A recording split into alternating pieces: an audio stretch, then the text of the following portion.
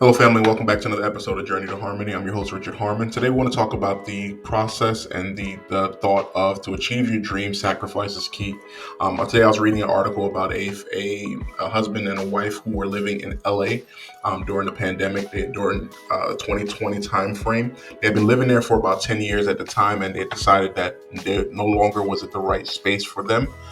They moved out of LA and moved to Glendale, thinking that it'll be a little bit cheaper for them. They moved from a $3,000 per month apartment in the city down to about a $2,000 a month apartment. And then during the pandemic, they decided that they wanted to purchase a home for themselves and for their children, which they didn't have, but which they intended to have eventually. With the prices of everything rising, they realized that a decently priced home in that space was going to cost them somewhere between $800,000 and $1 million. So at that point, they decided that they were going to move to a different location and possibly move to their family's place back in on the East Coast in Philadelphia. This is interesting. That caught my eye as I was reading over it, just because of the issue. I think a lot of us right now are in this millennial stage right now and wondering exactly how we're going to be able to get to the dreams and the hopes and the goals that we have, and to be able to become the cost of everyday living has become outrageous, and many people are searching for ways on how exactly they can make it work. I'm thinking just a little bit just about our society right now, and many of those who we have been told for the longest time, get a good job, go to school, get a good job, live your life from there. And that equation seems to be overall broken. When the cost of living has skyrocketed unbelievably. The average pay, you're coming out of college, you're making $50,000, but your rent is on average going to cost you about $2,000. So if you're making $3,600, rent alone is $2,000. You have food, you have different expenses. Things. It feels like the entire country is becoming LA, is becoming California, is becoming New York very quickly. Places like the middle of the country, Texas, the Chicago's, the Minnesotas, even Ohio's. The prices are rising very expeditiously in these places, and we see right now as the coverage is expanding on a very great daily basis. The whole coverage of the border is that we're getting ready to have even more people who are going to be competing for resources.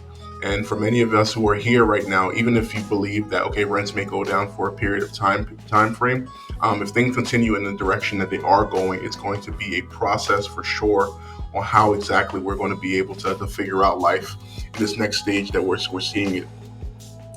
Those who of the past who were blessed, they during the 2010 2019 period, you're able to buy homes for a very cheap price. Those people who did buy those homes and refinance in 2020 are definitely the winners in life right now. But I think right now, more than anything else, that we're facing a time where we have to change our way of thinking in terms of how it is that we're going to get money.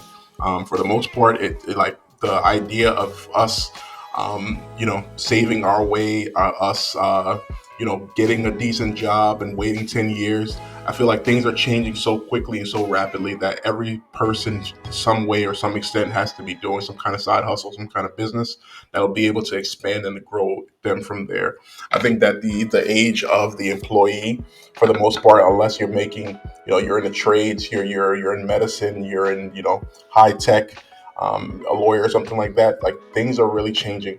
And as I've been watching other people's channels and seeing what they're doing, considering exactly what is it that I'm looking at and what is it that I want my life to look like, it doesn't look like it like a job anymore. It doesn't look like that particular space. I'm not in no way of advocating for anyone to go and quit their job tomorrow, but start making decisions that puts you in a position that 2 years or 3 years from now, you can also be free from this particular life. The cost of life is not going down. We look over a 40-year period of time frame, and for the most part, outside of one really big dip that happened in 2008, prices just continue to rise over the life of America. And for countries like this that eventually go off and become towards the end of their dynasty, the rates only rise. And we're seeing that right now, is that there is a huge influx that doesn't seem to be stopping anytime soon. If you're waiting for a crash, it's that could be a decent strategy. But again, it's also a strategy that if it does not happen, you haven't really prepared yourself to live in the coming world, in the coming society. We need to find traits, find skills that help us to benefit from the influx of people, right? So if you are a plumber, you want more people to come to the country, because the more people who come, the more plumbing gets broken, the more you get paid, and the less likely that there are people who can do what is it that you do. Even if there's more plumbers that are coming, they aren't going to be as advanced in their career as you are. They aren't going to be licensed in the time frame that you are, and it's other things that are happening. So for us right now, it's important for us to be able to find ways on how we can piggyback, how we can grow from this overall digital aspect that is here, and to be able to develop from here. So this particular group of people that I talked about in the beginning, they ended up moving from that Glendale, Los Angeles area to Philadelphia, and they lived with their family for a short period of time. Were able to purchase a home in the summer of 2020. The home ended up costing them $210,000 in comparison to close to $1 million property that they would need to be able to put down. So if you're looking at a 5 or 10% down payment, that's you're looking at about $10,000 or so right there for that, as opposed to a 10% down payment on $1 million property, which again would have been $100,000, and it been a little bit more difficult for them to figure out. With that, again, the cost of that monthly payment of that $1 million property was well over $4,000 per month. That's probably not including taxes and insurance and other fees of that nature. Something they said was some people think that we will regret the decision to leave LA as soon as the world opens up again, and we realize we're in Philly. But I don't think so. The city is full of life and personality and community spirit, and I only look forward to getting to know it better. And home ownership is better than I expected. Yes, our 100-year house has already cost us some money, but it's money well spent. This place is ours, it's solid, and for the first time in a decade, for me anyway, it feels like home, and that's priceless. Definitely. So right now, I think we as a millennials, we're in that area, we're in that phase where we're looking to have our children, we're looking to build out a family, we're looking to start and begin to develop our wealth. What if we are in, you know, the think about California, where they were in 2000, where they were in 1995. What if America is in that space? A lot of people are expecting a housing crash. What if we are Canada in 2010? Canada's housing market right now is up to $700,000.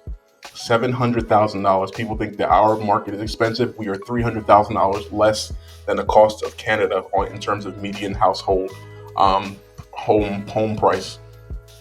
So if we are in a space right now where we're getting ready to advance and to go up in terms of that skyrocketing price, this person bought their house in 2010. That house is probably worth $350,000, $400,000 now, just because of this particular decision.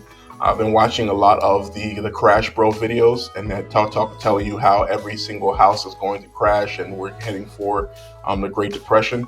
And I've just been thinking about how many people have lost out on serious amounts of money because they listen to some guys on the internet. A lot of times these guys are renters. They're people who are at home. They might own one house or something like that, and they have influenced hundreds of thousands, if not millions, of people to sit back and to wait for a crash that potentially is not coming. So as we're in this place right now, again, my focus and my thought right now is that we all need to be looking at ways of how we can scale our income. The overall 9 to 5 job, for the most part, is decent to give us something to pay our bills, but truthfully, it is not a long-term strategy that will work. We need to be finding opportunities on how we can grow our income. I did a few readings and did a few watchings of some people who were whether they're nail techs or they open restaurants, and they ended up making millions of dollars just doing that particular thing. Nothing extravagant, or just some simple shop in a strip mall, and they're doing some really great things. So, what are your thoughts on this? Please comment below, like, share, and subscribe. Thank you so much for joining, and have a good day.